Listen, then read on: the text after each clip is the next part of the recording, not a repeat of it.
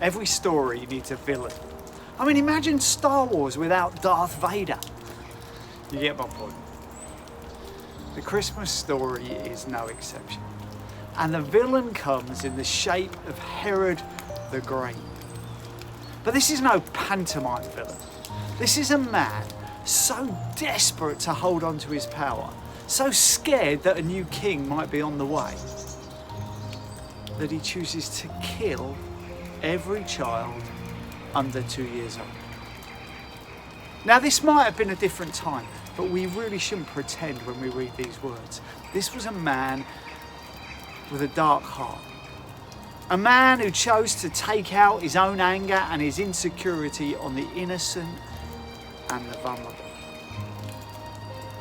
In this moment, as babies are quite literally torn from the arms of screaming mothers, it might seem that evil and hatred has won the day. After all, it's not the last time in the life of Jesus that might appear to be the case. A little over 30 years later, his innocence and vulnerability will be evident for all to see as he once again is met with hatred, although this time in the shape of his cruel and violent death on the cross. So where's the love? In 2020, George Floyd lost his life.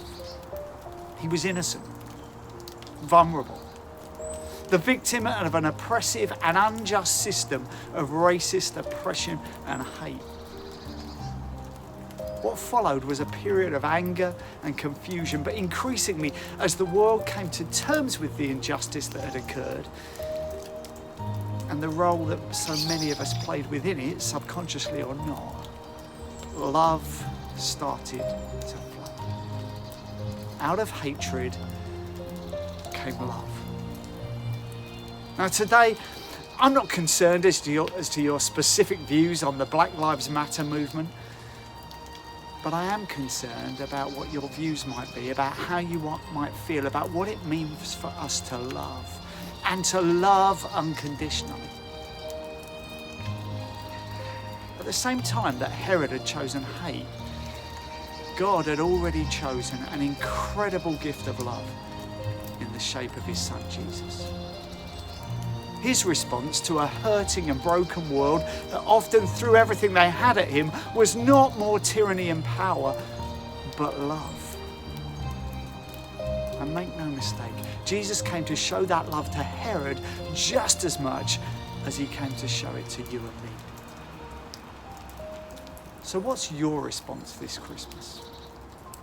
What's your response when you're met with evil and hatred? Do you respond with the same? Or do you see it as an opportunity to change the narrative, to speak love? What better way to thank God for his gift of love than to let it shine on others? You never know. It might change the world.